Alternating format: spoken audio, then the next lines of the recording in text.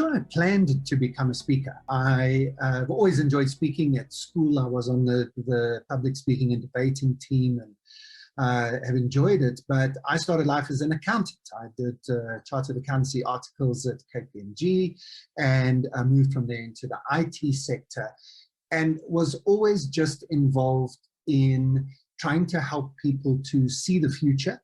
I was one of the first auditors back in the early 1990s to get involved in moving people onto computer-assisted auditing, Excel version 1, for those of you who are as old as I am.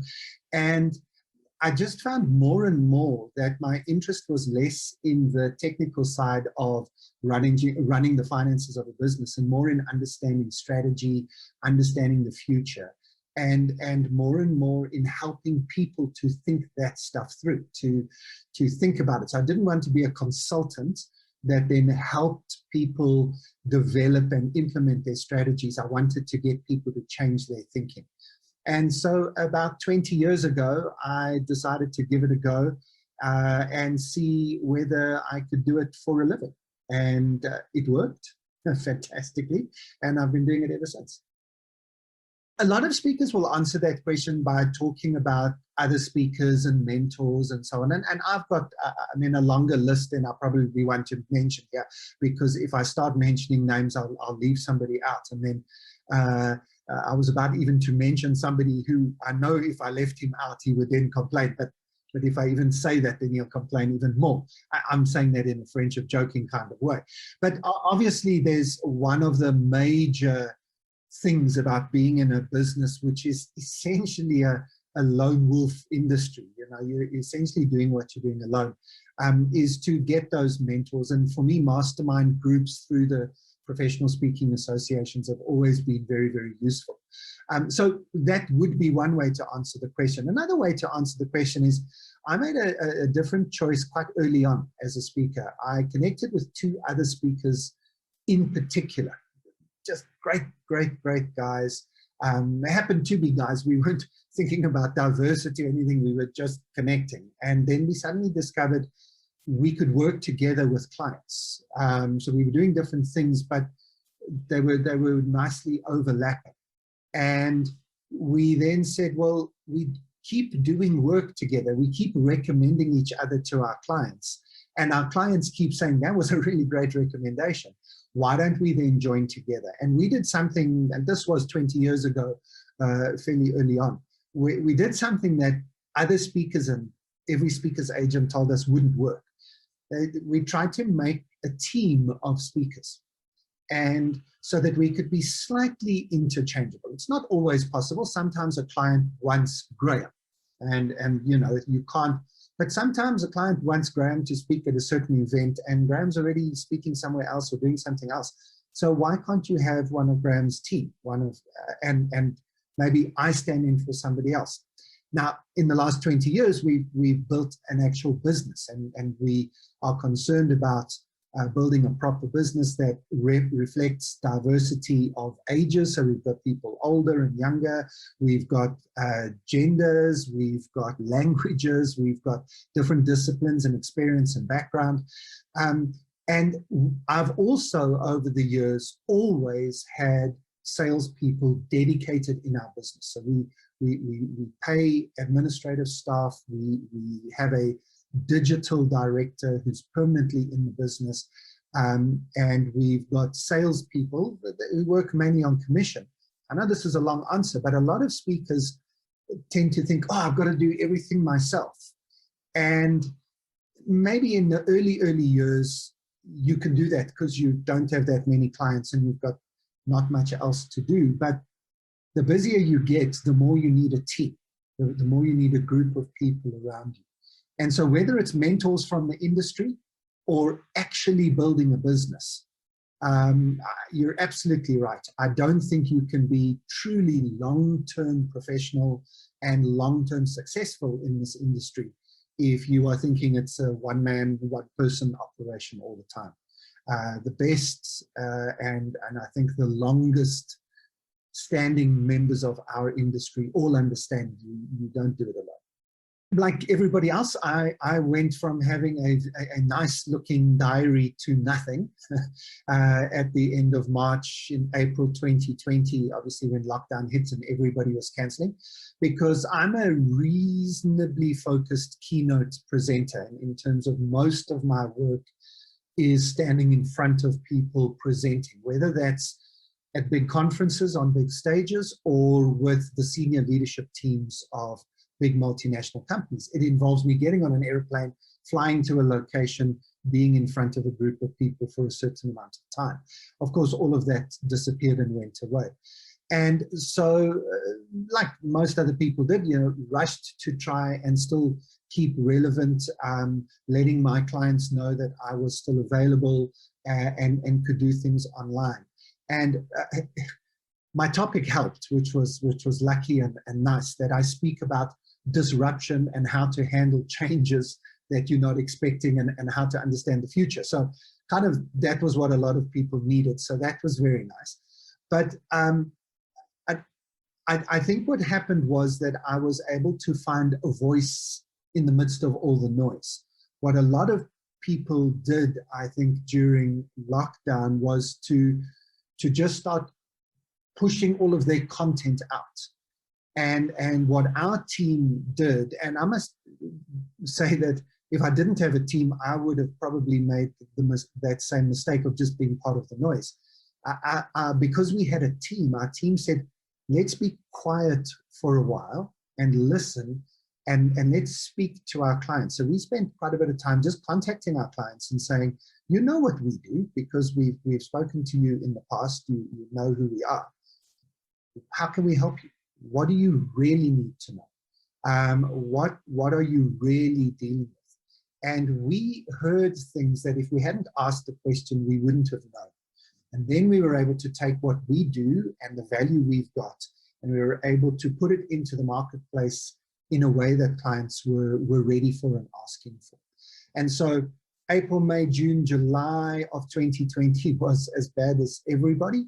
But since then, it's picked up. And to be honest, 2021 started for our team with some of our best months ever in the 20-year history of our company, because of course now you can travel to 5 different countries in one day without getting jet lag.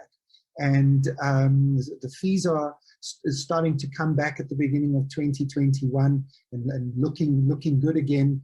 And so now the big problem is we're probably too busy. I know that sounds like it's boastful, and I know that some speakers are going to be incorrectly jealous of that. I don't mean it in a boastful way. I'm just wanting people to know that our clients, the clients of professional speakers, have not given up on us. They are just very focused on their issues. And if we can help them with their issues, they will accept our help. But we've got to know what their issues are, and we've got to have something really valuable to offer. And then the work is, part of my job is trying to predict the future. Nobody can predict the future, of course, so it's not like I've got a crystal ball I'm trying to look into, but it's trying to spot the trends and try, and obviously part of what I do for my clients is try and keep them ahead of those trends. So I try and do that for myself as well. And what I'm going to be focusing on is trying to help my clients to not go back to normal. This is a phrase I use quite a lot with my clients, is you can't just grit your teeth and wait for this disruption to be over and then get back to the way things were. And I mean that specifically related to how they run conferences, events, strategy sessions, the types of things that I would have contributed to in the past. I don't want them to go back to the way that they used to do that. I'll give you a simple example. I would want in the future for my clients to say, well, would you come and speak at our event? Or would you speak to our company or our leadership team? And I would say, right, let's understand what you need. Okay, so what you probably need from me is about 30 minutes of insight, 30 minutes of understanding frameworks. That's me speaking to you. That's a keynote presentation. Let me record that for you. because people are used to watching videos now. People are used to watching on a screen. So whether I'm doing it live or pre-recorded doesn't matter. But then let's let everybody watch it in their own time beforehand.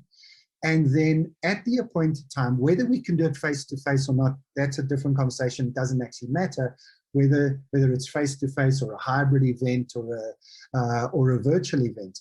Then when we get together live in the same space at the same time, let's do only Q&A at that point. And of course, it'll be more than just Q&A. Let's use interactive tools. Let's use technology to help us to connect and engage. But let's separate out the content dump, which is still needed sometimes, from the interaction space. And so for me, I'm going to be looking for ways of adding value to my clients by helping them to think about how do we do conferences, events, strategy sessions better than we've ever done them before by not going back to the way they used to be.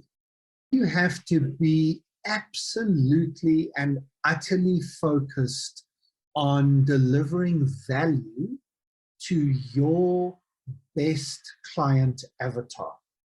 Let me explain what I mean by that. So you've got to, if you reverse engineer that sentence, you've got to understand which clients, what type of people, so that's what industry, what function within that business, what level of person within that function are you able to add your best value. Some people have topics or styles that spread across industries, that spread across functions. But the more you are clear about where you do your best work, the better it's going to be for you. Because then you ask the question, how do I reach those people? How do I show them that I understand who they are, I understand what their issues are, and I have some solutions for their problems? Now, by the way, this will apply if you're an MC at a conference, for example. So if I say you've got a solution for a problem, it doesn't just mean a business thing. An MC is the solution for the problem that last year Jan from accounts was the MC of our conference, and it was dull, boring, and ran 3 hours late. We don't want that to happen again. Are you the solution to our problem? If you're a professional MC, yes, of course you are. But how do you convince people of that? You are clear about who you're talking to. You then work out how to talk to them, and you work out what their problem is, and you present yourself as the solution. So you've got to be very, very clear about that.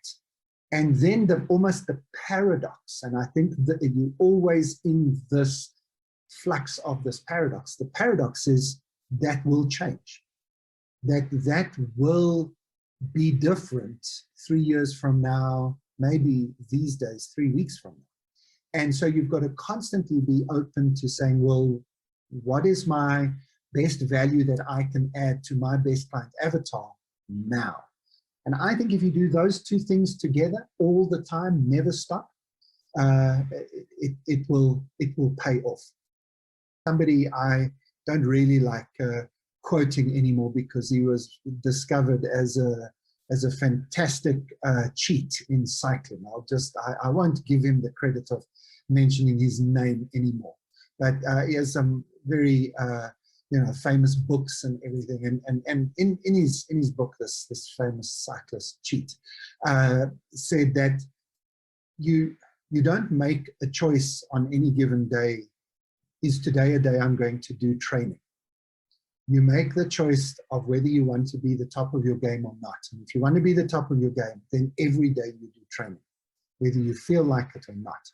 And even in his book, he said, even on Christmas Day, you can have a great meal with your family, and then while they all sit on the couch and try and recover, you get on the bike and you spend a few hours.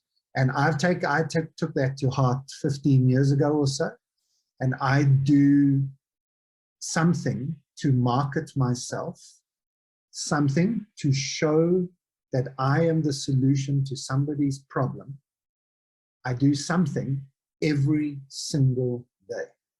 And if I get to the end of the day and I'm tired, I'm about to get into bed, I ask myself a question: what was it that I did today that convinced somebody somewhere that I have the solution to their problem? And if I haven't done it yet and it's midnight, I say, yeah, you've got 15 minutes of work to do still before this day is finished. And if you do 15 minutes minimum every single day, 365 days a year, 20 years in a row, then you might have your best month ever in the middle of a pandemic, because your clients will remember you and they will come to you for the value that they trust that you can deliver. Of course, the world is always changing, but maybe now it's changing more than ever.